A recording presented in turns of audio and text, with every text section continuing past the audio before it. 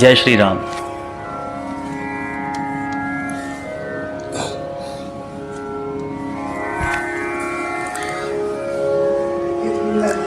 आज चतुर्थी है और आज सुंदरकांड का प्रारंभ गुरुजी आज कर रहे हैं। बहुत ही सुखद संयोग है कि जब ये आरंभ की थी रामायण, वाल्मीकि कृत रामायण, तो गणेश चतुर्थी को आरंभ किया था। उसका पहला वॉल्यूम कंप्लीट हो गया किष्किंधा कांड तक और आज सुंदरकांड का प्रारंभ हो रहा है। और मेरी आग्रह पर गुरुजी ने इसको प्रारंभ किया, रामायण को, वाल्मीकि कृत रामायण को।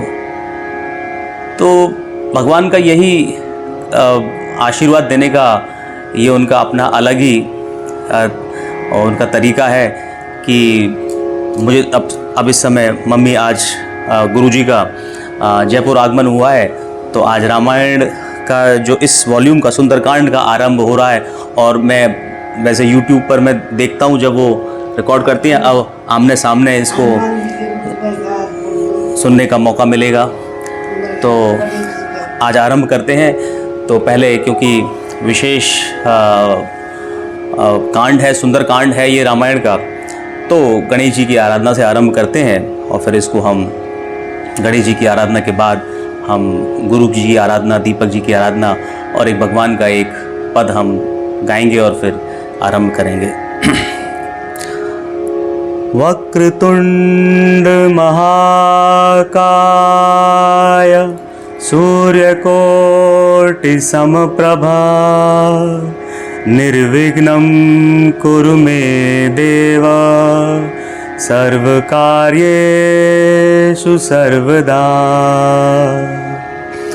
हरिः ओम हरिः ओम हरिः ओम हरिः ओम हरिः ओम हरिः ओम हरिः ओम गणानां त्वा गणपतिगुं हरिः ओम गणानां त्वा गणपतिगुं हवामहे प्रियाणां त्वा प्रियपतिगुं हरिः ओम हरिः ओम हरिः ओम हरिः ओम हरिः ओम हरिः ओम हवामहे निधिनां त्वा निधिपतिगुं हवामहे निधिनां त्वा निधिपतिगुं हवामहे वसो ममा हवामहे वसो ममा आहमजानि गर्भधमा त्वं जासि गर्भधम्मा आहमजानि गर्भधमा त्वं जासि गर्भधम्मा सि गर्भधम्मा सि गर्भधम्मा।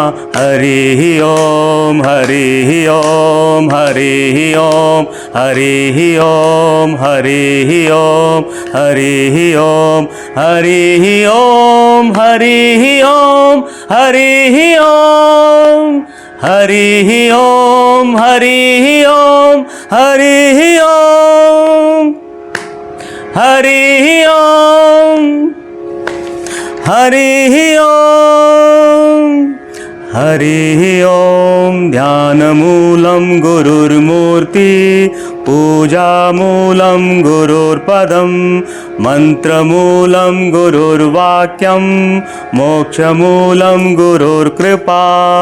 हरिः ओम ध्यानमूलं गुरुर्मूर्ति पूजामूलं गुरुर्पदं मंत्रमूलं गुरुर्वाक्यं मोक्षमूलं गुरुर्कृपा। गुरुर्कृपा गुरुर्कृपा।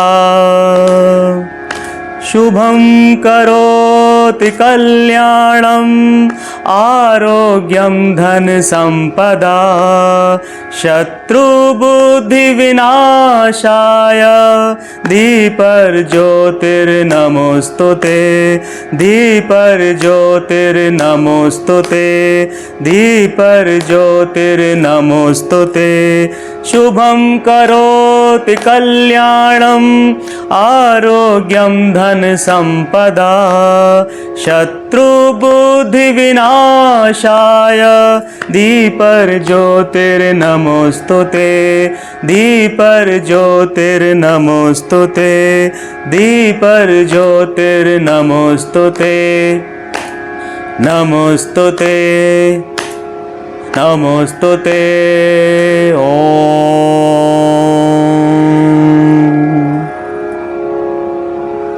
किशोरी वयस की थोरी रति रस बोरी की जय कृपा की कोर श्री राधे की जय कृपा की कोर सरस किशोरी वयस की थोरी रतिरस बोरी की जय कृपा की कोर श्री राधे की जय कृपा की कोर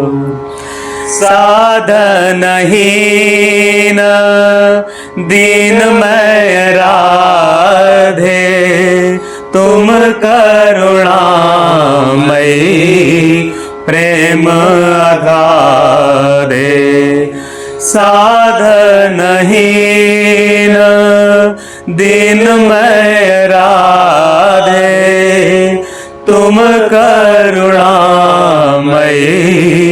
प्रेम अगाधे काके द्वारे जाए पुकारे कौन निहारे दीन दुखी की ओर श्री राधे की जय कृपा की कोर सरस किशोरी वयस की थोरी रति रस बोरी की जय कृपा की कोर श्री राधे की जय कृपा की कोर करत अघन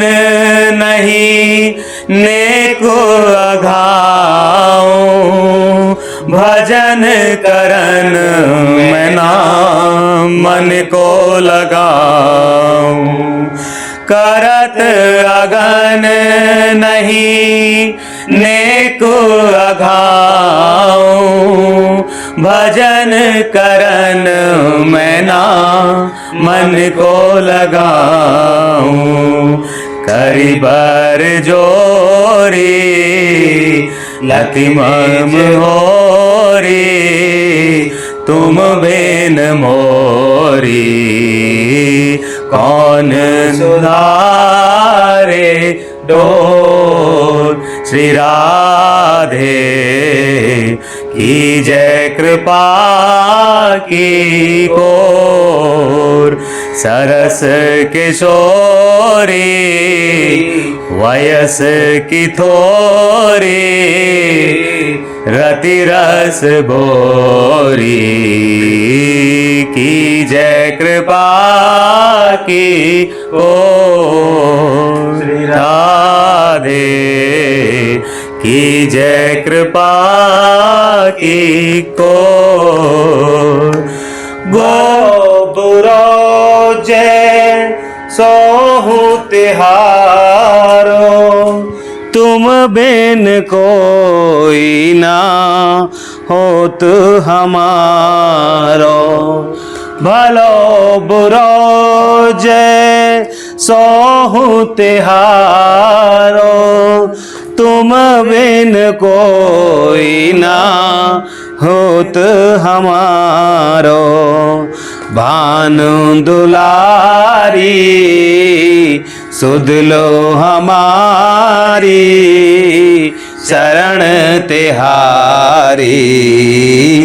हो पतितन सिर मोर श्री राधे की जय कृपा की को। श्री राधे की जय कृपा की को। सरस किशोरी वयस की थोरी रति रस भोरी की जय कृपा की को। गोपी प्रेम की भिक्षा दीजय कैसे ही मोहे अपनो कर लीजय। गोपी प्रेम की भिक्षा दीजय कैसे ही मोहे अपनो कर लीजय। तर गुण गावत दिवस बितावत हृदय भर आवत बहबे प्रेम विभोर। श्री राधे की जय कृपा की को। श्री राधे की जय कृपा की को। सरस किशोरी रतिस की थोरी रति रस भोरी की जय कृपा की को। श्री राधे की जय कृपा की को। श्री राधे की जय कृपा की को। जय श्री राधे।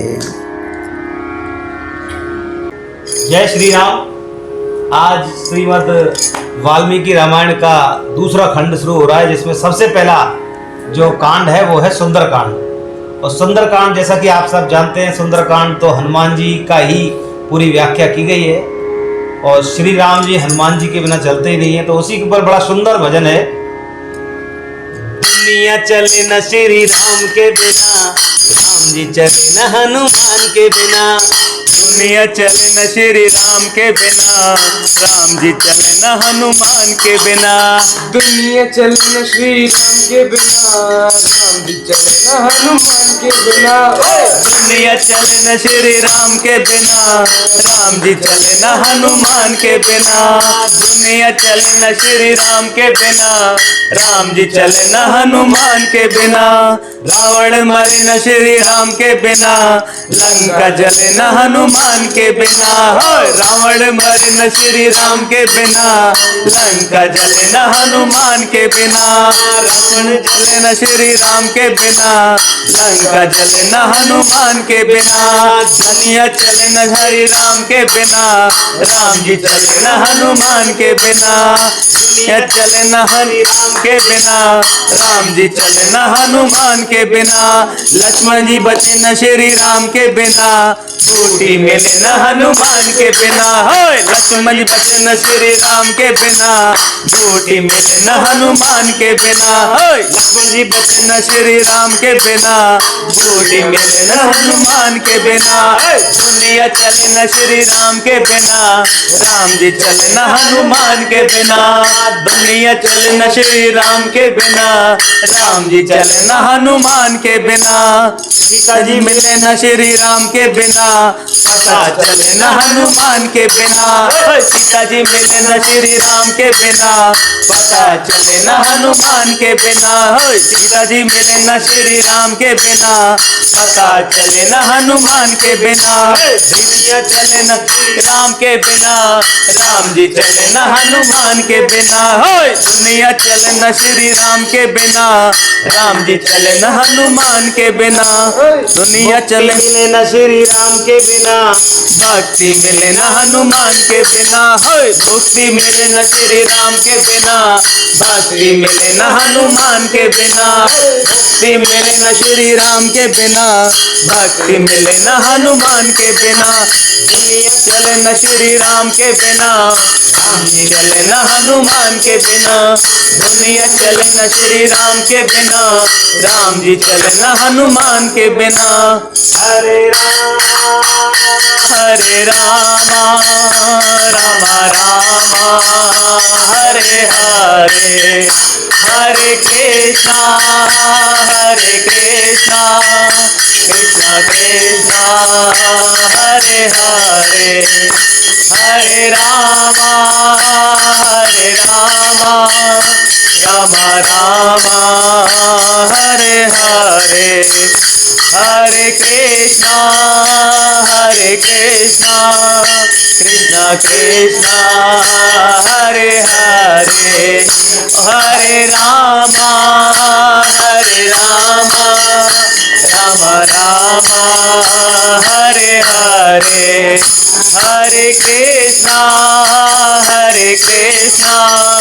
कृष्णा कृष्णा हरे हरे, हरे राम राम राम हरे हरे, हरे कृष्णा कृष्णा कृष्णा हरे हरे, हरे राम राम राम हरे हरे, हरे कृष्णा कृष्णा कृष्णा हरे हरे, हरे कृष्ण बोलो हरि गोपाल बोलो, गोविंद बोलो हरि गोपाल बोलो, राधा रमण हरि गोविंद बोलो, राधा रमण हरि गोविंद बोलो, गोविंद बोलो हरि गोपाल बोलो, गोविंद बोलो हरि गोपाल बोलो, सीताराम सीताराम कहिए, ताहि विधि राखे राम ताहि विधि रहिए, सीताराम सीताराम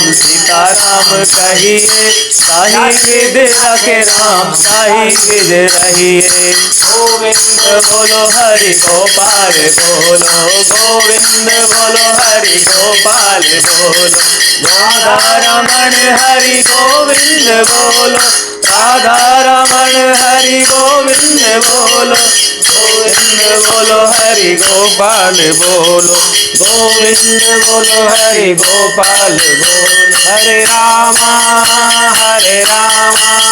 रामा रामा हरे हरे, हरे कृष्णा कृष्णा कृष्णा हरे हरे, हरे रामा रामा रामा हरे हरे, हरे कृष्णा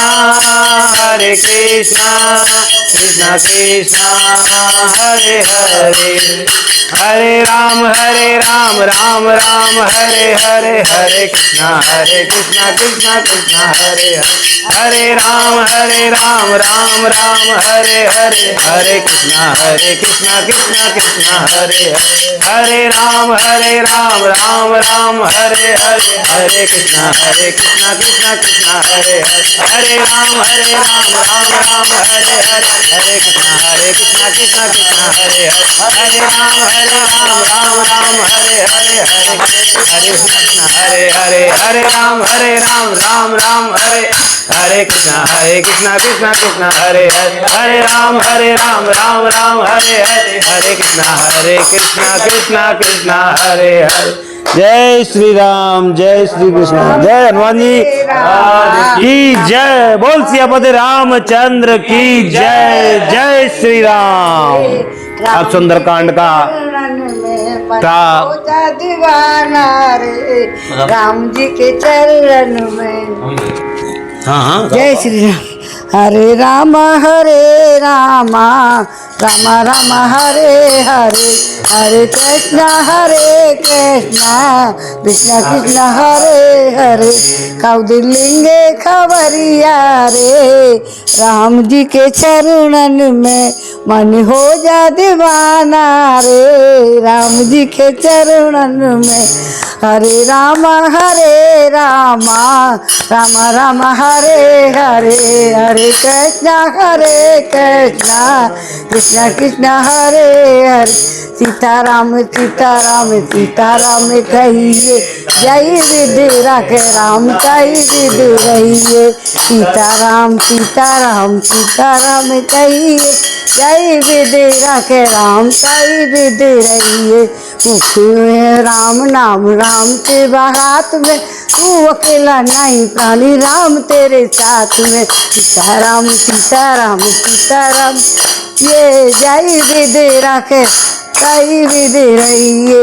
विधि का विधान जाने हानि लाभ चाहिए, विधि का विधान हानि लाभ चाहिए। सीताराम सीताराम सीताराम कहिए, जय विधि रखे राम कही विधि रहिए। किया अभिमान तो मान नहीं पाएगा, होगा प्यारे वही जो भी राम जी को भाएगा। सीताराम सीताराम सीताराम कहिए, जय विधि रखे राम कही विधि रहिए। जिंदगी की डोर सौंप हाथ दीनानाथ के, महलों में राख चाहे झोपड़ी में बात दे, महलों में राख झोपड़ी में बात दे। धन्यवाद निर्विवाद राम राम कहिए, सीताराम सीताराम कहिए, सीताराम सीताराम सीताराम कहिए। नाता एक राम जी से दूजी आशा छोड़, आशा एक राम जी से दूजी आशा छोड़ दे। नाता एक राम जी से दूजा नाता तोड़ दे। साधु संग राम रस रंग रमिए, सीताराम सीताराम सीताराम कहिए। रामचंद्र की जय। बोल जय सिया राम। पिछले सर्ग में किष्किंधा पान पूरा हो गया और हमारा दूसरा खंड चालू हुआ है आज से। अब इसमें सुंदर कांड है और हनुमान जी के लिए जामवंत जी ने उनकी ताकत का बहन कराया है। उन्हें मालूम पड़ी है कि मुझे ताकत है, उनको ऋषि उनके द्वारा उनको ताप मिल गया था, इसलिए वो अपनी ताकत को भूल गए थे। अब उनको अपने आप को बहुत बल आ गया है और सुंदरकांड में भगवान का हनुमान जी का ही बल है। सुंदरकांड भी है ही हनुमान जी का ही। हनुमान जी सुंदरकांड का प्रथम सर्ग। हनुमान जी के द्वारा समुद्र का लंघन, मेनाक के द्वारा उनका स्वागत और सुरसा पर उनकी विजय तथा सिंह का वध करके उनका समुद्र के उस पार पहुंचकर लंका की शोभा देखना आज के सर्ग में ये पढ़ेंगे हम। सुनो। ततो रावण नीताया सीताया शत्रु कर्षण, ये से पद्मेन्द्रम चरणाचरिते पथि। जय श्री राम। तदंतर शत्रुओं का संहार करने वाले हनुमान जी ने रावण के द्वारा हरी गई सीता के निवास स्थान का पता लगाने के लिए उस आकाश मार्ग से जाने का विचार किया, जिस पर चारण देवता जाति विशेष विचरा करते हैं। कभी बार हनुमान जी ऐसा कर्म करना चाहते थे तो दूसरों के लिए दुष्कर था तथा उस कार्य में उन्हें किसी और की सहायता भी नहीं चाहिए और न प्राप्त थी। उन्होंने मस्तक और ग्रीवा ऊंची की। उनको जब उनको बारे में बल के बारे में बताया गया ना तो उनको और ज़्यादा बल आता ही चला गया। वो याद दिलानी पड़ी कि वो भूल गए थे अपने बल को, उनको सूर्य को निकल गए थे। वो सारी बताया है ना, पिछले सर्ग में पढ़ा है वो, तो उसमें सुना। इसमें अब आपको आगे पढ़ो सुनो। उन्होंने मस्तक और ग्रीवा ऊंची की और उस समय वे हष्ट पुष्ट दुष्ट और पुष्ट साण के समान प्रतीत हो रहे थे, होने लगे। फिर धीर स्वभाव कपिवर हनुमान जी ऐसा कर्म करना चाहते थे तो दूसरों के लिए दुष्कर था, दोबारा किया है। तो उस कार्य में उन्हें किसी और की सहायता भी नहीं प्राप्त थी, किसी की सहायता नहीं थी उनको। तो उन्होंने मस्तक और ग्रीवा ऊंची की। उस समय वे हष्ट पुष्पाण के समान प्रतीत होने लगे। उस शिव जी के तो अंश थे, रुद्र अवतार हनुमान जी, तो उनको अपनी ताकत पहले से थी। तो फिर धीर स्वभाव वाले वे महाबली पवन कुमार वैदुरमणि नीलम और समुद्र के जल की भांति हरी हरी घास पर सुखपूर्वक विचरने लगे, घूमने लगे, सोचने लगे, अपने बारे में जाने के लिए विचार करने लगे। उस समय बुद्धिमान हनुमान जी को पक्षियों को त्रास देते, वृक्षों को बक्से स्थल से आघात के धराशायी करते तथा बहुत से मृगों और वन जंतुओं को कुचलते हुए पराक्रम में बड़े चढ़े सिंह के समान शोभा पा रहे थे। तो पर्वत का सा जो तल प्रदेश था वह पहाड़ों में स्वभाव से ही उत्पन्न होने वाली नीली लाल मजीट और कमल से भी रंग वाली श्वेत और श्याम वर्ण वाली निर्मल धातुओं से अच्छी तरह अलंकृत था। उस पर देवोपम यक्ष, किन्नर, गंधर्व और नाग जो इच्छानुसार रूप धारण करने वाले थे निरंतर परिवार सहित निवास करते थे। जब उनको बताया ना उनको बल तो उतना ऊंचा होगा, वहाँ तक आकाश तक पहुँचने लगे। जब समझ में आ गया यही हनुमान जी कर, कोई कह रहा था हम 100 योजन तक जा सकते हैं, कोई 90 योजन, 50 योजन। तो हनुमान जी का जब बल उनको बताया ना जामवंत ने, तो उनको अपने ऊपर गर्व हो रहा था, अपने करके आएंगे श्री राम का काम हनुमान जी ही कर सकते थे। और राम ने उनको अंगूठी भी अपनी पहले ही दे दी थी कि तुम इसको ले जाना। बड़े बड़े गजराजों से भरे हुए उस पर्वत के समतल प्रदेश में खड़े हुए कपिवर हनुमान जी वहाँ जलाशय में स्थित हुए विशालकाय हाथी के समान जान पड़ते थे। तो उन्होंने सूर्य, इंद्र, पवन, ब्रह्मा और भूतों और देवयोनि विशेषों का भी हाथ जोड़कर उस पार जाने का उन्होंने विचार किया। अभी गए नहीं थे, लगा लिए। फिर पूर्वाभिमुख होकर वे अपने पिता पवन देव को प्रणाम किया। तत्पश्चात कार्य कुशल हनुमान जी दक्षिण दिशा में जाने के लिए बढ़ने लगे, अपने शरीर को बढ़ाने लगे।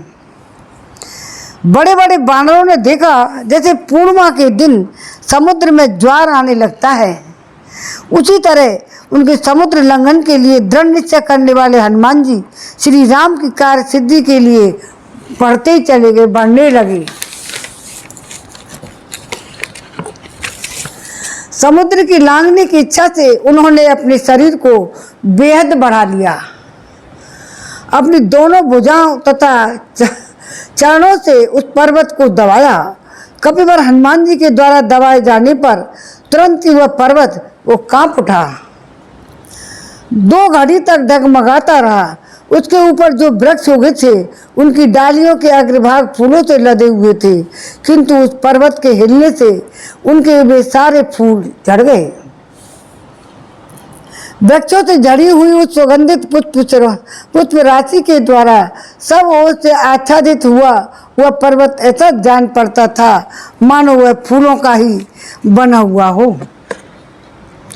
महापराक्रमी हनुमान जी के द्वारा दबाया जाता हुआ महेंद्र पर्वत जल के स्रोत बहने लगा और मानो कोई गंधर्व गजराज अपने कुंभ स्थल से मद की धारा बहा रहा हो, मद जल बह रहा था।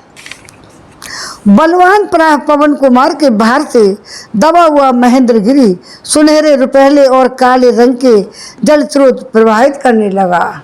कैसे रंग के जल स्रोत? काले रंग के।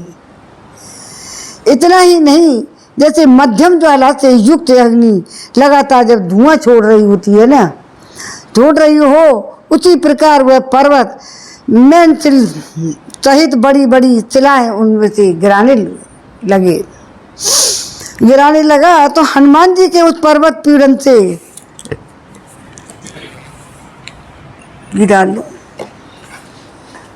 पीड़न से पीड़ित होकर वहाँ के समस्त जीव बंद कर दिए। हनुमान जी के उस पर्वत पीड़न से पीड़ित होकर वहाँ के समस्त जीव गुफाओं में घुस गए और बुरी तरह चिल्लाने लगे। इस प्रकार पर्वत को दबाने के कारण उत्पन्न हुआ जो धुआं जीव जंतु महान कोलाहल और पृथ्वी उपवन और संपूर्ण दिशाओं में भर गया। धुआं जिसमें स्वस्थ चिन्ह स्पष्ट दिखाई दे रहे थे, उन स्थूल फणों से विष की भयानक आग उगलते हुए बड़े बड़े सर्प उस पर्वत की शिलाओं को अपने दांतों को डसने लगे। क्रोध से भरे हुए विषैले सांपों के काटने पर भी बड़ी बड़ी शिलाएं इस प्रकार जल उठी, मानो शिलाओं को भी काट रही थी सर्प, तो मानो उनमें आग लग गई हो। उस समय उन सब के सहस्त्रों टुकड़े कर हो गए। उस पर्वत पर जो बहुत सी औषधियाँ लगी हुई थी, वे विष को नष्ट करने वाली होने पर भी उन नागों के विष को शांत नहीं कर सकी। उस समय वह रहने वाले तपस्वी और विद्याधरों ने समझा कि उस पर्वत पर भूत लोग तोड़ रहे हैं, उस पर्वत को भूत लोग तोड़ रहे हैं। हनुमान जी का जब बल मालूम पड़ा ना, तो हनुमान जी ने ऐसा काम कर दिया। जब तो निकल गए थे सूर्य को भी, वो सारी कथा उनको सुना दी है जामवान ने। विद्याधिकारियों ने समझा पर्वत को भूत लोग तोड़ रहे हैं, इससे भयभीत होकर वे अपनी स्त्रियों के साथ वहां से ऊपर उड़कर अंतरिक्ष में चले गए। मधुपान के स्थान में रखे हुए सुवर्ण में आसप पात्र, बहुमूल्य बर्तन, सोने के कलश, भांति भांति के भक्ष्य पदार्थ, चटनी, नाना प्रकार के फलों के गूदे हुए बैलों की खाल की बनी हुई ढालें, सुवर्ण जटित मुठा वाली तलवारें छोड़कर कंठ में माला धारण किए, लाल रंग के फूल, अनुलेपन चंदन लगाए और प्रफुल्ल कमल के सदृश सुंदर और लाल नेत्रों वाले मत वाले विद्याधर भयभीत से होकर आकाश में चले और ऊपर अंतरिक्ष में। उनकी स्त्रियां गले में हार और पैरों में नूपुर, भुजाओं के बाजूबंद, कलाइयों में कंगन धारण किए आकाश में अपने पतियों के साथ मंद मंद मुस्कुराती हुई चकित सी खड़ी हो गई। विद्याधर और महर्षि अपनी महाविद्या आकाश में निराधार खड़े होने की शक्ति का परिचय देते हुए अंतरिक्ष में एक साथ खड़े हो गए और उन पर्वत की ओर देखने लगे। जब हनुमान जी को बल बताया गया था ना, तो ये हालत हो गई थी। तो उन्होंने उस समय निर्मल आकाश में खड़े हुए भाविता आत्मा, पवित्र अंतःकरण वाले महर्षियों, चारणों और सिद्धों की ये बातें सुनी। आहा, ये पर्वत समान विशालकाय महान वेगशाली पवन पुत्र हनुमान जी वर्णालय समुद्र को पार करना चाहते हैं। जब उनको मालूम पड़ी श्री रामचंद्र जी और वानरों के कार्य की सिद्धि के लिए दुष्कर कर्म करने की इच्छा रखने वाले ये पवन कुमार समुद्र के दूसरे तट पर पहुंचना चाहते हैं, जहाँ जाना अत्यंत ही कठिन है। इस प्रकार विद्याधरों ने उन तपस्वी महात्माओं की कही हुई बातें सुनकर पर्वत के ऊपर अतुलित बलशाली वानर शिरोमणि हनुमान जी को जब देखा, उस समय हनुमान जी अग्नि के समान जान पड़ते थे। उन्होंने अपने शरीर को हिलाया और रोए झाड़े और महान वेग के समान जोर जोर से उन्होंने गर्जना की। हनुमान जी की जब अब ऊपर को उछलना ही चाहते थे, उन्होंने क्रम से गोलाकार मुड़ी हुई रोम बलियों से भरी हुई अपनी पूंछ को उसी प्रकार आकाश में फेंका जैसे पक्षीराज गरुण सर्प को फेंकते हैं। अत्यंत वेगशाली हनुमान जी के पीछे आकाश में फैली हुई उनकी कुछ मुड़ी हुई पूंछ गरुण के द्वारा ले जाए जाते हुए महान सर्प के समान दिखाई देती थी। उन्होंने अपनी विशाल परिघ के समान भुजाओं को पर्वत पर जमाया, फिर ऊपर के सब रंग अंगों को इस तरह सिकोड़ लिया कि वे कटी की सीमा में ही आ गए। साथ ही उन्होंने दोनों पैरों को भी समेट लिया।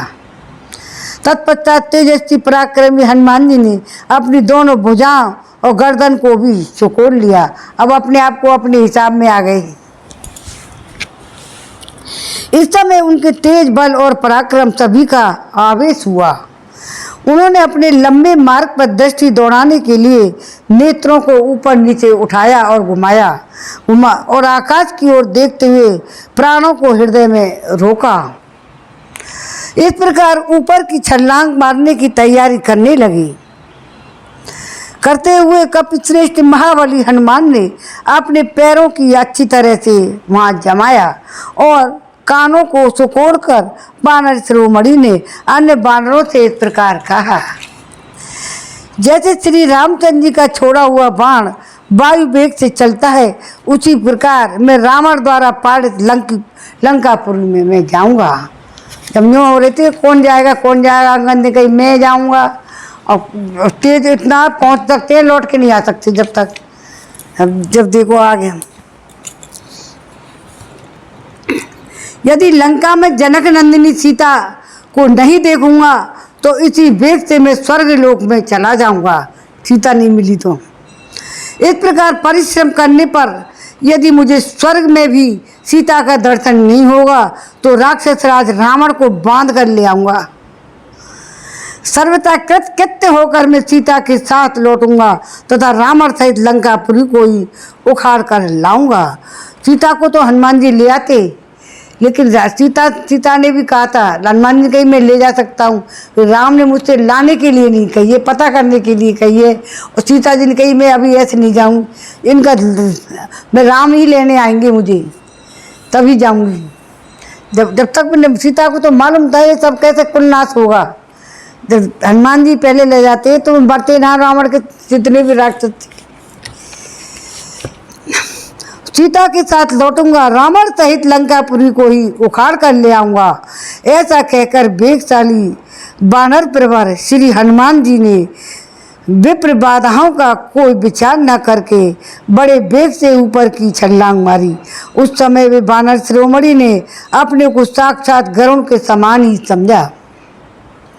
जिस समय वे कूदे उस समय उनके वेग से आकृष्ट हो पर्वत पर उगे हुए सब वृक्ष उखड़ गए और अपनी सारी डालियों को समेटकर उनके साथ ही सभी ओर वेगपुर पर उड़ चले।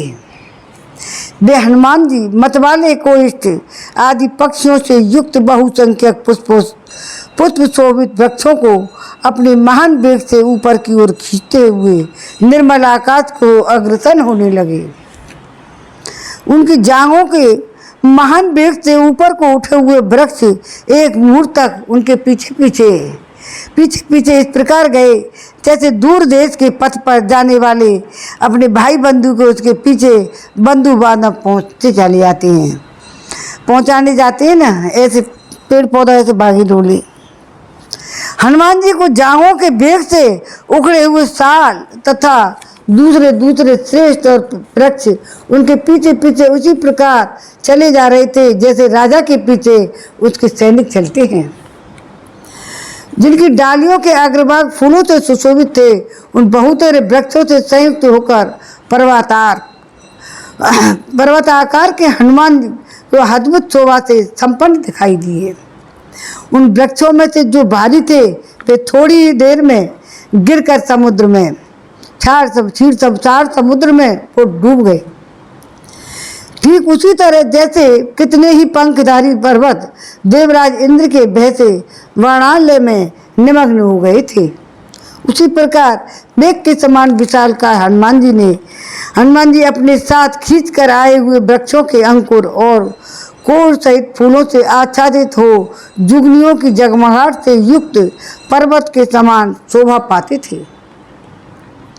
वे वृक्ष हनुमान जी के वेग से मुक्त हो जाते और उनके आकर्षण से छूट जाते, तब अपने फूल बरसाते हुए इस प्रकार समुद्र के जल में डूब जाती थी।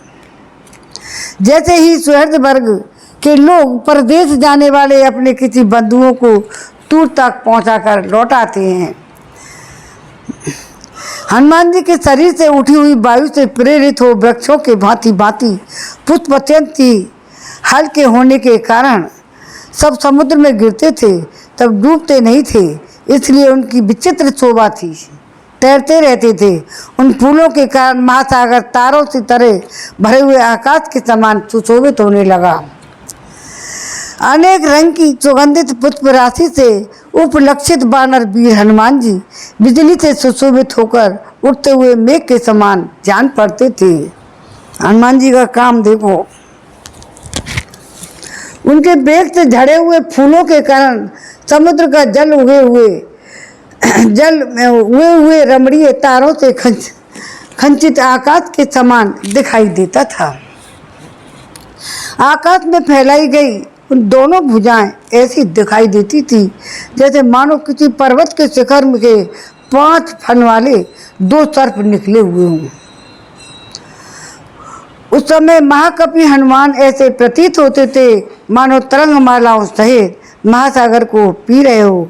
सुंदरकांड में, रामचरितमानस में तो जल्दी जल्दी धुआं से निकल जाता है ना, वो चौपाई में सुंदरकांड जल्दी पूरा हो जाता है, तो भी बहुत टाइम लगेगा इसमें। महासागर को पी रहे थे वे ऐसे दिखाई देते मानो आकाश को भी पी जाना चाहते हो। मंगले भवने अमंगले हारी द्रवौ सुदशरथ अजर बिहारी दीनदयाल वृद्ध संभारी हरनाथ मम संकट भारी। मानो आकाश को भी पी जाना चाहते थे। वायु के मार्ग का अनुसरण करने वाले हनुमान जी की बिजली की सी चमक पैदा करने वाले दोनों नेत्र ऐसे प्रकाशित हो रहे मानो पर्वत पर 2 स्थानों में लगे हुए दामन दहक रहे थे। उधर ऊपर से महादेव और पार्वती जी खुश हो रही हैं, देख रहे हैं ऊपर से कि हनुमान जी अब काम करके ही आएंगे। पहले पार्वती को बड़ी दिक्कत सी आ रही थी देखने में कि हनुमान जी अब इनको कौन जाएगा राम। तो भगवान जब देखे जाओ, महादेव जी तो पार्वती जी नहीं बहलाते रहे, बता में ना पूरी बात एकदम दिखाते हैं पीछे, वो घबराती रहती हैं पार्वती। हनुमान जी की बिजली से चमक पैदा करने वाले दोनों नेत्र ऐसे प्रकाशित हो रहे थे मानो पर्वत पर 2 स्थानों में लगे हुए दामानल दहक रहे हों। पिंगल नेत्र वाले बानरों में श्रेष्ठ हनुमान जी की दोनों गोल बड़ी बड़ी और पीले रंग की आंखें चंद्रमा और सूर्य के समान प्रकाशित हो रही थी। लाल लाल नासिका के कारण उनका सारा मुंह लाली लिए हुए था, अतः वो संध्या काल के संयुक्त सूर्य मंडल के समान सुशोभित होता था। आकाश में तैरते हुए पवन पुत्र हनुमान जी उठी हुई टेढ़ी पूंछ इंद्र की ऊंची ध्वजा के समान जान पड़ती थी। महाबुद्धिमान पवन पुत्र हनुमान जी की दाढ़ें सफ़ेद थी, पूंछ गोलाकार मुड़ी हुई थी, इसलिए वे परिधि से घिरे हुए सूर्यमंडल के समान जान पड़ती थी। उनकी कमर के नीचे का भाग बहुत ही लाल था। इससे वे महाकपि हनुमान फटे हुए गेरू से युक्त विशाल पर्वत के समान शोभा पाते थे। ऊपर से समुद्र को पार करते हुए वानर सिंह हनुमान की कांख से होकर निकली हुई वायु बादल के समान गरजती थी। जैसे ऊपर की दिशा से प्रकट हुई पुच्छ युक्त उल्कापिंड आकाश में जाती हुई देखी जाती है, उसी प्रकार अपनी पूंछ के कारण कपिश्रेष्ठ हनुमान जी भी दिखाई देते थे। चलते हुए सूर्य के समान विशाल का हनुमान जी अपनी पूंछ के कारण ऐसी शोभा पा रहे थे मानो कोई बड़ा गजराज अपनी कमर में बंधी हुई रस्सी से सुशोभित हो रहा हो। हनुमान जी का शरीर समुद्र से ऊपर चल रहा था और उनकी लच्छाई जल में डूबी हुई सी दिखाई देती थी। बीच में जो शिव जी बातचीत करते आपस में शिव पार्वती, तो शिव जी से कहती पार्वती ये कैसे, तो जब पार्वती जी को बताया ये हनुमान मेरा ही रूप है और फिर मैं आराध्य के लिए काम करने जाऊंगा ही, मुझे तो करना है राम का काम। तो फिर पार्वती बोली फिर मैं, तुम मेरी पूंछ हनुमान की पूंछ में हो, आपका कहाँ है वहाँ पे पूंछ में, आपके कारण तो ये तुम्हारे साथ के कारण तो ये लंका जलेगी। जल्दी बाद में बताएंगे, पहले ना बताऊँ शिव जी। तो चलते हुए सूर्य के समान विशाल का हनुमान जी अपनी पूंछ के कारण ऐसी शोभा पा रहे थे मानो कोई बड़ा गजराज अपनी कमर में बंधी हुई रस्सी से सुशोभित हो रहा था। हनुमान जी का शरीर समुद्र से ऊपर ऊपर चल रहा था। उनकी परछाई जल में डूबी हुई थी दिखाई देती थी। इस प्रकार शरीर और परछाई दोनों से उपलक्षित हुए कपिवर हनुमान जी समुद्र की जल में पड़ी हुई नौका के समान प्रतीत होते थे, जिसका ऊपरी भाग पाल वायु से परिपूर्ण हो, निम्न भाग समुद्र के जल में लगा हुआ हो। वे समुद्र के जिस भाग में जाते वहाँ उनके अंग के वेग उत्तात तरंगें उठने लगती और वहाँ उनके आते हुए भाग उन्मत्त विक्षुब्ध सा दिखाई देता था।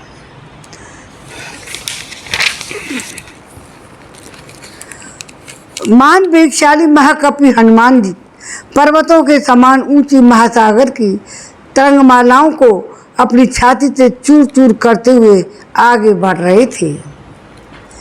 कपिश्रेष्ठ हनुमान के शरीर से उठी हुई और मेघ के घटा में व्याप्त हुई प्रबल वायु ने भीषण गर्जना करने वाले समुद्र में भारी हलचल मचा दी।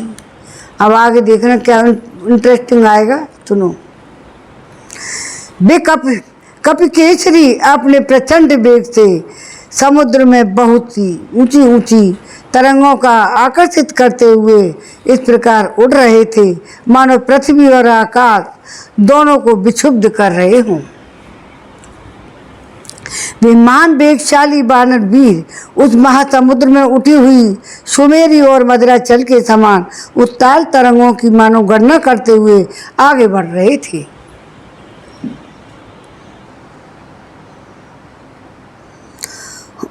उस समय उनके वेग से ऊंचे उठकर मेघ मंडल के समान सात आकाश में स्थित हुआ समुद्र का जल शरत काल के फैले हुए मेघों के समान जान पड़ता था। जल हट जाने के कारण समुद्र के भीतर रहने वाले नाके, मछलियां और केंचुए साफ साफ दिखाई देते थे, जैसे वस्त्र खींच लेने पर देहधारियों के शरीर नंगे दिखते हैं। और समुद्र में विचरने वाले सर्फ आकाश में जाते हुए कपिश्रेष्ठ हनुमान जी को देखकर उन्हें गरुड़ के समान ही समझने लगे। कपिकेसरी हनुमान जी की 10 योजन चौड़ी और 30 योजन लंबी छाया वेग के कारण अत्यंत ही रमणीय जान पड़ती थी। खारे पानी के समुद्र में पड़ी हुई पवन पुत्र की हनुमान जी की अनुसरण करने के पाली उनकी वह छाया श्वेत बादलों की पंक्ति की समान शोभा पाती थी। वे परम तेजस्वी महाकाय महाकपि हनुमान आलम्बनहीन आकाश में पंखधारी पर्वत के समान जान पड़ते थे। वे बलवान कपिश्रेष्ठ जिस मार्ग से वेग पूर्वक निकल जाते थे उस मार्ग से संयुक्त समुद्र से ऐसा कटौते के या कढ़ा के समान हो जाता था। उनके वेग से उठी हुई वायु तथा वहाँ का जल हट जाने से वह स्थान कटौते से आदि के समान गहरा सा दिखाई पड़ता था। पक्षी समूह के उड़ने के मार्ग में पक्षीराज गरुड़ की भांति जाते हुए वह हनुमान जी वायु के समान मेघमालाओं को अपनी ओर खींच लेते थे। हनुमान जी के द्वारा खींचे हुए श्वेत अरुण और नील मंजीत के से रंग वाले बड़े बड़े मेघ जहाँ बड़ी बड़ी शोभा पाते थे और बड़ी ही शोभा पा रहे थे, वे बारंबार बादलों के समूह में घुस जाते और बाहर निकल जाते। इसी तरह छिपते हुए प्रकाश से तोते हुए चंद्रमा के समान दृष्टिगोचर होते थे। उसी समय तीव्र गति से आगे बढ़ते हुए वानर वीर हनुमान जी को देखकर देवता, गंधर्व और चारण उनके ऊपर फूलों की वर्षा करने लगे। श्री रामचंद्र जी का कार्य सिद्धि करने के लिए जा रहे थे। उस समय वेग से जाते हुए वानर राज हनुमान को सूर्यदेव ने ताप नहीं पहुंचाया और वायुदेव ने भी उनकी बहुत सेवा की। आकाश मार्ग से यात्रा करते हुए वानर वीर हनुमान जी की ऋषि मुनि स्तुति करने लगे। देवता और गंधर्व उनकी प्रशंसा के गीत गाने लगे। उन कपिश्रेष्ठ को बिना थकावट के सहसा आगे बढ़ता दे नाग, यक्ष और नाना प्रकार के राक्षस सभी उनकी स्तुति करने लगे। जिस समय कपिकेसरी हनुमान जी उछलकर समुद्र पार कर ही रहे थे, उसी समय इक्ष्वाकुकुल कुल का सम्मान करने की इच्छा से समुद्र ने विचार किया कि यदि मैं वानर राज हनुमान जी की सहायता नहीं करूंगा तो बोलने की इच्छा वाले सभी लोगों की दृष्टि में मैं सर्वथा निंदनीय हो जाऊंगा। मुझे इक्ष्वाकुल कुल के महाराज सगर ने बढ़ाया था कि इस समय हनुमान जी भी इक्ष्वाकुवंशी और श्री रघुनाथ जी की सहायता कर रहे हैं, अतः इन्हें यात्रा में किसी प्रकार का कष्ट नहीं होना चाहिए और मुझे ऐसा कोई उपाय करना चाहिए जिससे वानर वीर यहाँ कुछ विश्राम कर लें। मेरे आश्रय में विश्राम कर लेने पर मेरे शेष भाग को भी सुगमतापूर्वक पार कर लेंगे। यह शुभ समाचार करके समुद्र ने अपने जल में छिपे हुए उस स्वर्ण में गिरिश्रेष्ठ मैनाक से कहा, शैल प्रवर महामना देवराज, इंद्र ने तुम्हें यहाँ पातालवासी असुर समूह के निकलने से मार्ग को रोकने के लिए परिग रूप से स्थापित किया है। इन असुरों का पराक्रम सर्वत्र प्रसिद्ध है। वे फिर पाताल में ऊपर की ओर आना चाहते हैं, अतः उन्हें रोकने के लिए तुम अप्रमेय पाताल लोक के द्वार को बंद करके खड़े हो। शैल ऊपर नीचे और अगल बगल में सब ओर से बढ़ने की तुम में शक्ति है गिरिश्रेष्ठ, इसलिए मैं तुम्हें आज्ञा देता हूँ तुम ऊपर की ओर उठो। देखो वह पराक्रमी कप केसरी हनुमान तुम्हारे ऊपर होकर जा रहे हैं और बड़ा ही भयंकर कर्म करने वाले हैं। इस समय श्री राम का कार्य सिद्ध करने के लिए उन्होंने आकाश में छलांग लगा दी है। छलांग मारी है। ये इक्ष्वाकुवंशी राम के सेवक हैं, अतः मुझे इनकी सहायता करनी चाहिए। इक्ष्वाकुवंश के लोग मेरे पूजनीय हैं और तुम्हारे लिए वे परम पूजनीय हैं, अतः तुम हमारी सहायता करो जिससे हमारे कर्तव्य कर्म का हनुमान जी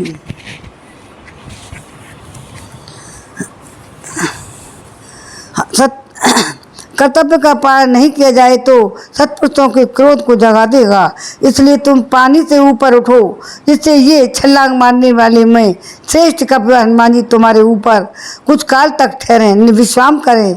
वे हमारे पूजनीय अतिथि भी हैं।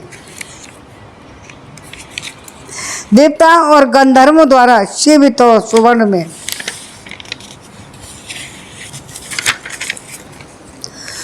में विशाल और शिखर वाले मैनाक पर तुम्हारे ऊपर विश्राम करने के पश्चात हनुमान जी शेष मार्ग को सुखपूर्वक तय कर लेंगे।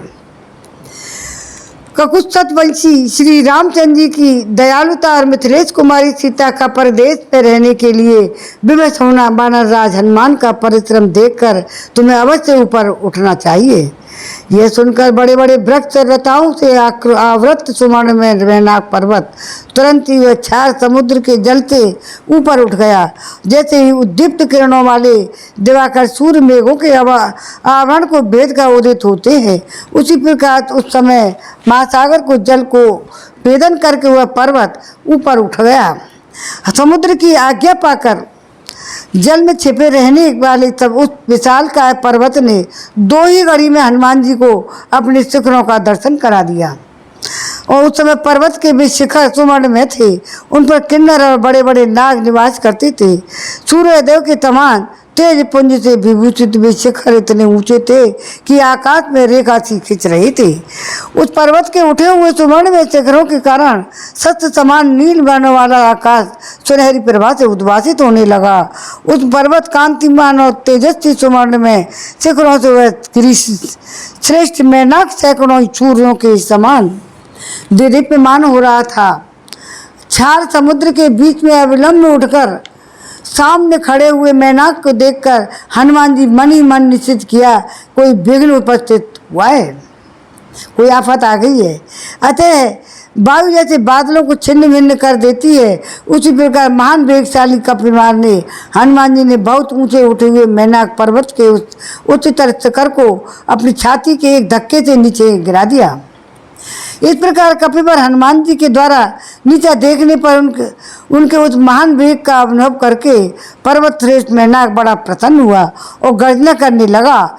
तब आकाश में स्थित हुए उस पर्वत ने आकाशगत वीर वानर हनुमान जी से प्रसन्नचित होकर कहा, वह मनुष्य रूप धारण करके अपने ही शिखर पर स्थित हो इस प्रकार बोला, हे वानर शिरोमणि, आपने यह दुष्कर्म कर्म किया है, करिए अब उतर कर मेरे इस शिखर पर सुखपूर्वक विश्राम कर लूँ।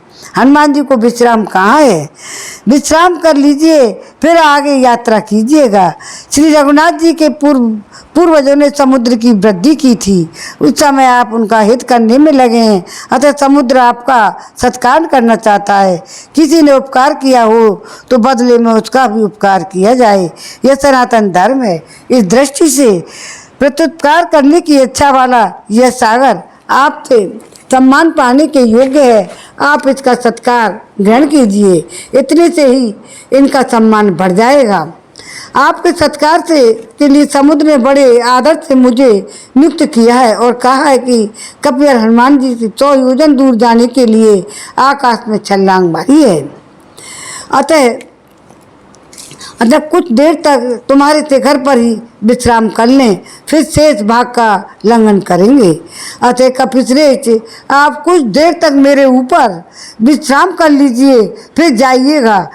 इस स्थान पर ये बहुत से सुगंधित और सुस्वाद कंदमूल फल और वानर शिरोमणि, इनका आस्वादन करके थोड़ी देर तक सुस्ता लीजिए, इसके बाद आगे की यात्रा कीजिएगा। कपिवर, आपके साथ हमारा भी कुछ संबंध है। आप हमारा महान गुणों का संग्रह करने वाले और तीनों लोकों में विख्यात हैं। हे कपिश्रेष्ठ पवन नंदन, जो वेगशाली और छलांग मारने वाले बानर हैं, उन सब में मैं आपको ही श्रेष्ठतम मानता हूँ। धर्म की जिज्ञासा रखने वाले विज्ञ पुरुष के लिए एक साधारण अतिथि में निश्चय ही पूजा के योग्य माना गया है। फिर आप जैसे असाधारण शक्तिशाली और शौर्यशाली पुरुष कितने सम्मान के योग्य हैं, इस विषय में तो कहना ही क्या है। जय बजरंगबली। कपिश्रेष्ठ, आप देव शिरोमणि महात्मा वायु के पुत्र हैं और वेद में भी उन्हीं के समान हो।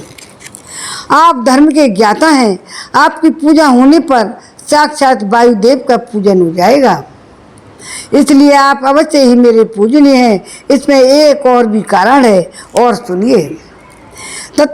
तत्पूर्व काल में सतयुग की बात है, उन दिनों पर्वतों के भी पंख होते थे, वे भी गरुड़ के समान थे। पर्वतों के पंख होते थे, वेगशाली और संपूर्ण दिशाओं में उड़ते फिरते थे। उनके इस तरह से वेगपूर्वक उड़ने और आने जाने देवता, ऋषि और समस्त प्राणियों को उनके गिरने की आशंका से बड़ा भय होने लगा, इसलिए वो एक जगह टिक गए। बाद में सहस्त्र नेत्रों वाले देवराज इंद्र ने कुपित हो उठे। उन्होंने अपने वज्र से लाखों पर्वतों के पंख काट डाले, जो उड़ते डोले पर्वत पहले। उस समय कुपित हुए देवराज इंद्र ने वज्र उठाए और मेरी ओर आए, और किंतु महात्मा वायु ने सहसा मुझे इस समुद्र में ही गिरा दिया। वानर श्रेष्ठ, इस क्षार समुद्र में गिराकर आपके पिता ने मुझे पंखों की रक्षा कर ली और मैं अपने संपूर्ण अंश से सुरक्षित बच गया। पवन देव ने रक्षा की थी। पवन नंदन कपिश्रेष्ठ, इसलिए मैं आपका आदर करता हूँ, आप मेरे माननीय हैं। आपके साथ मेरा यह संबंध महान गुणों से युक्त है। हे महामते, इस प्रकार चिरकाल के बाद जो यह मुझे प्रत्युपकार रूप में कार्य करने का जो मुझे बदला, आपके पिता का उपकार का बदला देना चाहता हूँ, चुकाने का अवसर प्राप्त हुआ है। इसमें आप प्रसन्नचित होकर मेरी ओर समुद्र की भी प्रीति का संपादन करें, हमारा आतिथ्य ग्रहण करके हमें संतुष्ट करें। वानर शिरोमणि, आप यहाँ अपनी थकान उतारिए, हमारी पूजा ग्रहण कीजिए, मेरे प्रेम को भी स्वीकार कीजिए। मैं आप जैसे माननीय पुरुष के दर्शनों से बहुत ही प्रसन्न हुआ हूँ। मेनाक के ऐसा कहने पर कपिश्रेष्ठ हनुमान जी ने उस समय उत्तम पर्वत से कहा, पर्वत से कहा, मेनाक, मुझे भी आपसे मिलकर बहुत बड़ी प्रसन्नता हुई है, लेकिन मेरा आतिथ्य हो गया। अब मैं अपने मन से यह दुख अथवा चिंता निकाल दीजिए। इन्होंने मेरी पूजा ग्रहण नहीं की, मेरे कार्य का समय बहुत जल्दी करने का है के लिए प्रेरित कर रहा है। यह दिन भी बीता जा रहा है। मैं बानरों के समीप प्रतिज्ञा कर ली है कि मैं कहीं यहाँ बीच में कहीं ठहर नहीं सकता। ऐसा कहकर महाबली शिरोमणि ने हनुमान जी ने हंसते हुए वहाँ मेनाक का अपने हाथ से स्पर्श किया और आकाश में ऊपर उठकर चलने लगे। उस समय पर्वत और समुद्र दोनों ही बड़े आदर से उनकी ओर देखा, उनका सत्कार किया और यथोचित आशीर्वाद से उनका अभिनंदन किया। फिर पर्वत समुद्र को छोड़कर उनसे दूर जा उठकर अपने पिता के मार्ग का आश्रय ले हनुमान जी निर्मल आकाश में चलने लगे। तत्पश्चात और भी ऊंचे उठकर उस पर्वत को देखकर वे कपिश्रेष्ठ पवन पुत्र हनुमान बिना किसी के आधार के आगे बढ़ने लगे। हनुमान जी का यह दूसरा अत्यंत दुष्कर कर्म देखकर संपूर्ण देवता सिद्ध और महर्षिगण उनकी प्रशंसा करने लगे हैं। वहाँ आकाश में ठहरे हुए देवता और सहस्त्र नेत्रधारी इंद्र उस सुंदर मध्य भाग वाले सुवर्ण में मैनाक पर्वत के उस कार्य से भी बहुत प्रसन्न हुए। उस समय स्वयं बुद्धिमान सचिपति इंद्र ने अत्यंत संतुष्ट होकर पर्वत श्रेष्ठ सुनाप मैनाक से गदगद वाणी में कहा, हे सुवर्ण में शैलराज मैनाक, मैं तुम पर बहुत प्रसन्न हूँ। सो मैं तुम्हें अभयदान देता हूँ, तुम सुखपूर्वक जहाँ जाओ वहाँ चली जाओ। 100 योजन समुद्र को लांघते हुए जिनके मन में कोई भय नहीं रहा है, फिर भी जिनके लिए हमारे हृदय में ये भय था, पता नहीं इनका क्या होगा, उन्हीं हनुमान जी को विश्राम का अवसर देकर तुमने बहुत बड़ी सहायता की है। हे वानर श्रेष्ठ हनुमान, दशरथ नंदन श्री राम की सहायता के लिए ही जा रहे हैं। तुमने यथाशक्ति उनका सत्कार करके मुझे पूर्ण संतोष प्रदान किया है। इंद्र ने कहा। देवताओं के स्वामी सत्यकेतु इंद्र को संतुष्ट देखकर पर्वतों में श्रेष्ठ मैनाक का बड़ा हर्ष प्राप्त हुआ। इस प्रकार इंद्र का दिया हुआ वर पाकर मैनाक उस समय जल में स्थित हो गया और हनुमान जी समुद्र के उस प्रदेश में उस मुहूर्त में लांघ गए। तब देवता गंधर्व सिद्ध और महर्षियों सर्वतुल्य तेजस्वी नाग माता सुरसा ने कहा, आप सुरसा आ जाइए। ये पवन तनंदन श्री हनुमान समुद्र के ऊपर होकर जा रहे हैं। तुम 2 घड़ी के लिए इन्हें मार्ग में भिन्न डाल दो। तुम पर्वत के समान अत्यंत भयंकर राक्षसी का रूप धारण करो, उसमें विकराल दाढ़ें और पीले नेत्र और आकाश को स्पर्श करने वाला विकट मुंह बनाओ। हम लोग पुनः हनुमान जी के बल और पराक्रम की परीक्षा लेना चाहते हैं। या तो किसी उपाय से ये तुम्हें जीत लेंगे अथवा विषाद में पड़ जाएंगे, इसी से इनके बल का ज्ञान प्राप्त हो जाएगा। देवताओं के सत्कार पूर्वक इस प्रकार कहने पर देवी सुरसा ने समुद्र के बीच में राक्षसी का रूप धारण किया। उसका वह रूप बड़ा ही विकट और बेडोल सबके लिए भयानक था। भयावना और समुद्र के पार जाते हुए हनुमान जी को घेरकर उनसे इस प्रकार बोली, हे कपिश्रेष्ठ देवेश्वरों ने तुम्हें मेरा भक्ष्य बताकर मुझे अर्पित कर दिया है, अतः मैं तुम्हें खाऊंगी और तुम मेरे इस मुंह में चले जाओ। पूर्व काल में ब्रह्मा जी ने मुझे यह वर दिया था कि ऐसा कहकर वह तुरंत अपना विशाल मुंह फैलाकर हनुमान जी के सामने खड़ी हो गई। सुरसा के ऐसा कहने पर हनुमान जी ने प्रसन्न मुख से होकर के कहा, हे देवी, दशरथ नंदन श्री रामचंद्र जी अपने भाई लक्ष्मण और धर्म पत्नी सीता के साथ दंडकारण्य में आए थे। वहाँ परिहित साधन में लगे हुए श्री राम का राक्षसों के साथ वैर बंध गया है, अतः रावण ने उनकी यशस्वी भार्या सीता को हर लिया है। मैं श्री राम की आज्ञा से उनका दूत बनकर सीता जी के पास जा रहा हूँ। तुम भी श्री राम के राज्य में निवास करती हो, अतः तुम्हें उनकी सहायता करनी चाहिए। अथवा यदि तुम मुझे खाना ही चाहती हो तो मैं सीता जी का दर्शन करके अनायासी महान कर्म करने वाले रामचंद्र जी से जब मिल लूँगा तब तुम्हारे मुख में आ जाऊँगा। यह तुमसे सच्ची प्रतिज्ञा करके कहता हूँ।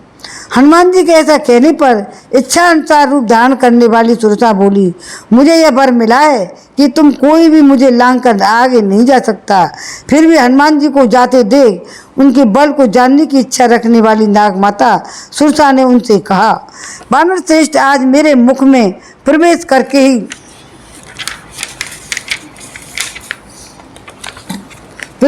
ही तुम्हें आगे जाना चाहिए। पूर्व काल में विधाता ने मुझे ऐसा ही वर दिया था। ऐसा कहकर सुरसा तुरंत अपना विशाल मुंह फैलाकर हनुमान जी के सामने खड़ी हो गई। सुरसा के ऐसा कहने पर वानर शिरोमणि हनुमान जी कुपित हो उठे और बोले, तुम अपना मुंह इतना बड़ा बना लो जिससे उसमें मेरा भार सह सकूं। यूँ कहकर जब वो मौन हुए तब सुरसा ने अपना मुख 10 योजन तक विस्तृत बना लिया। यह देखकर कुपित हुए हनुमान जी भी तत्काल 10 योजन बड़े हो गए। उन्हें मेघ के समान 10 योजन विस्तृत शरीर से युक्त हुआ देख सुरसा ने भी अपना मुख को 20 योजन बड़ा कर लिया। तब हनुमान जी ने क्रुद्ध होकर अपने शरीर को 30 योजन अधिक बढ़ा दिया। फिर तो सुरसा ने भी अपने मुंह को 40 योजन बढ़ा दिया। यह देख हनुमान जी 50 योजन ऊंचे हो गए। तब सुरसा अपना मुंह 60 योजन बना दिया। फिर तो हनुमान जी उसी क्षण 70 योजन हो गए। अब सुरसा ने 80 योजन पे मुंह बना दिया। अब तदंतर अग्नि के समान तेजस्वी हनुमान 90 योजन 90 हो गए। वह देखकर सुरसा ने भी अपना मुंह 100 योजन तक कर लिया। सुरसा के फैलाए उस विशाल दिव्या से युक्त उस नरक के समान अत्यंत भयंकर मुख को देखकर बुद्धिमान वायुपुत्र हनुमान मेघ की भांति अपने शरीर को संकुचित कर लिया। वे उसी क्षण अंगूठे के बराबर होकर के उसमें घुस गए और श्रीमान पवन कुमार सुरसा के मुंह में प्रवेश करके तुरंत निकल आए और आकाश में खड़े होकर इस प्रकार बोले, ये दक्ष कुमारी तुम्हें नमस्कार है। मैं तुम्हारे मुंह में प्रवेश भी कर चुका हूँ। लो तुम्हारा वर भी सत्य हो गया। अब मैं उस स्थान को जाऊँगा जहाँ विदेह कुमारी सीता विद्यमान है। छोटे हो गए तो तुम्हें मौका होगा ऊपर से नीचे जब तक हनुमान जब तक तुम निकल भी गए देखो तुम गए। राहु के मुख से छूटे हुए चंद्रमा की भांति मुख से युक्त हुए हनुमान जी को देखकर सुरसा देवी ने अपने असली रूप में प्रकट होकर उन वानर वीर से कहा, हे कपिश्रेष्ठ, तो भगवान श्री राम के कार्य सिद्धि के लिए सुखपूर्वक जाओ। सौम्य विदेह नंदिनी सीता को महात्मा श्री राम को शीघ्र मिलाओ। कपिवर हनुमान जी का यह तीसरा कदम अत्यंत दुष्कर देख सब प्राणी वाह वाह करके उनकी प्रशंसा करने लगे। वे वरुण के निवास भूत अलंघे समुद्र के निकट आकर आकाश का ही आश्रय ले गरुड़ के समान वेग से आगे बढ़ने लगे।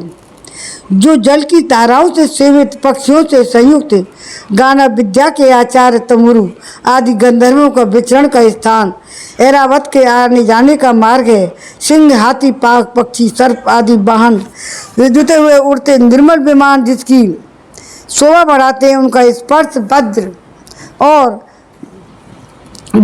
वज्र अशनि के समान दुष्ट तथा तेज अग्नि के समान प्रकाशमान है, जो स्वर्ग लोक पर विजय पा चुके हैं।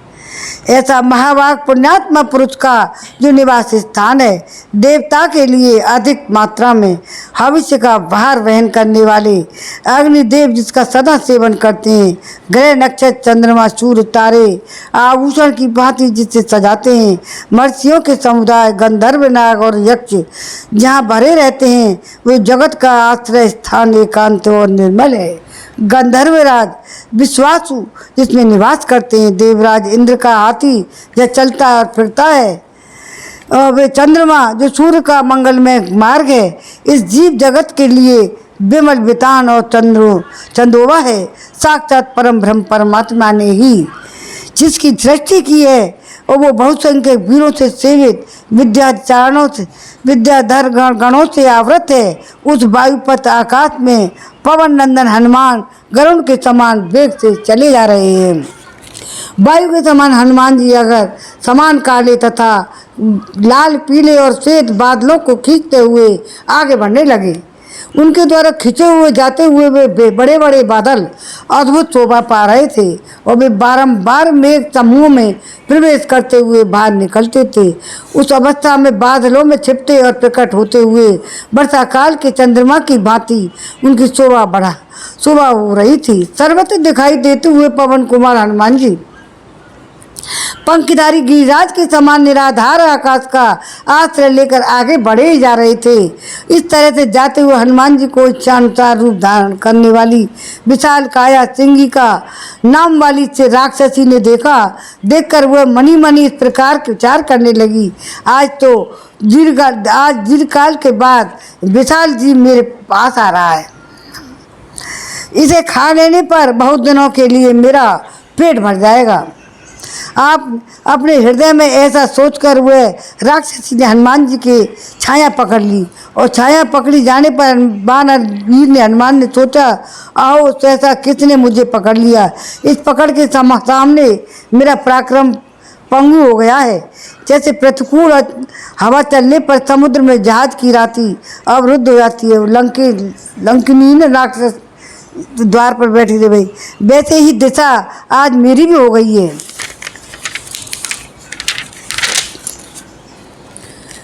यही सोचते हुए कपिवर हनुमान ने उस समय अगल बगल में ऊपर नीचे दृष्टि डाली तो देखा इतने में उन्हें समुद्र के जल के ऊपर उठा हुआ एक विशाल का प्राणी दिखाई पड़ा। उस विकराल मुख वाली राक्षसी को देखकर पवन कुमार हनुमान सोचने लगी, वानर राज सुग्रीव ने जिस महापराक्रमी छाया ग्रहित अद्भुत जीव की चर्चा की थी वह निसंदेह यही है। पिछले अध्याय में ये पढ़ा है, सुनाया, सुग्रीव ने चारों तरफ का बताया है। यह तब बुद्धिमान कपिवर हनुमान जी निश्चय करके वास्तव में यही सिंह का है। वर्षा काल के मेघ की भांति शरीर को बढ़ाना आरंभ किया है। इस प्रकार विशाल काय हो गए हैं। उस महाकपि की शरीर को बढ़ते हुए देख सिंही का अपना मुंह पाताल और आकाश के मध्य भाग के समान फैला हुआ है। मेघों के घटा के समान गर्जना करती हुई वह वानर वीर की ओर दौड़ी। हनुमान जी ने उसका अत्यंत विकराल और बड़ा हुआ मुंह देखा। उन्हें अपने शरीर की बराबर ही उसका मुंह दिखाई दिया। उस समय बुद्धिमान महाकपि हनुमान ने सिंहिका का सर्वस्थान में अपना लक्ष्य बनाया। तदंतर वज्रोपम शरीर वाले महाकपि पवन कुमार अपने शरीर को संकुचित करके उसके विकराल मुख में आ गिरे। उस समय सिद्धों और चारणों ने हनुमान जी को सिंहिका मुख में उसी प्रकार निमग्न होते देखा जैसे पूर्णिमा की रात में पूर्ण चंद्रमा राहु के ग्रास बन गए हों। मुख में प्रवेश करके वानर वीर ने अपने तीखे नखों से उस राक्षसी के मर्म स्थानों को विदीर्ण कर डाला।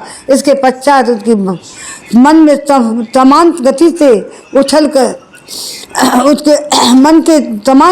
उछलकर वेग वो बाहर निकल गए मुंह से। देव के अनुग्रह स्वाभाविक धैर्य और कौशल से वह राक्षसी को मारकर बेमनुष्य वानर वीर पुणे वेग से बढ़कर आगे बढ़ गए। हनुमान जी ने प्राणों की आश्रय भूत उसके हृदय स्थली को ही नष्ट कर दिया। अतः वह प्राण शून्य होकर समुद्र के जल में जा गिर पड़ी। विधाता ने उसे मार गिराने के लिए ही हनुमान जी को निमित्त बनाया था। उन वानर वीर के द्वारा शीघ्र ही मारी जाकर सिंही का जल में गिर पड़ी। वह देखकर आकाश में विचरने वाले प्राणी उन कपिश्रेष्ठ से बोले, कब तुम्हारा यह भयंकर कर्म, आपने यह बड़ा ही भयंकर काम किया है जो इस विशाल काय प्राणी को मार गिराया। अब तुम बिना विघ्न के बागा के अपने अभिष्ट कार्य सिद्ध करो। वानरेंद्र, जिस पुरुष में तुम्हारे समान धैर्य और सूझ बुद्धि कुशलता ये 4 गुण होते हैं उसे अपने कार्य में कभी भी असफलता नहीं मिलती। इस प्रकार अपना प्रयोजन सिद्ध हो जाने से उन आकाशचारी प्राणियों ने हनुमान जी का बड़ा सत्कार किया। इसके बाद आकाश में चढ़कर गरुड़ के समान वेग से चलने लगे। 100 योजन के अंत में प्राय समुद्र के पार पहुंचकर जब उन्होंने सब ओर से दृष्टि डाली तब उन्हें एक हरी भरी वन श्रेणी दिखाई दी। आकाश में उड़ते शाखा मृगों से श्रेष्ठ हनुमान जी ने देखा, भांति भांति के वृक्षों से शोभित लंका नाम की द्वीप देखा और उसके तटी के समुद्र के दक्षिण तट पर भी मलय नामक पर्वत और उसके उपवन दिखाई दिए। समुद्र सागर तटवर्ती जल प्राय देश और वहाँ से उसे हुए वृक्ष और सागर पत्नी सरिताओं के मुँह आने को भी उन्होंने देखा।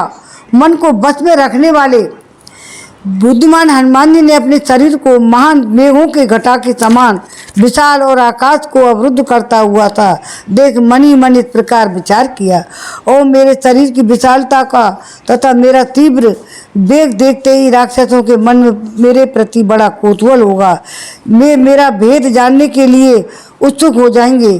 परम बुद्धिमान हनुमान जी ने मन में धारणा की हो गई कि मनुष्य हनुमान अपने पर्वताकार शरीर को संकुचित करके पुनः अपने वास्तविक स्वरूप में स्थित हो गए, छोटे से रूप में।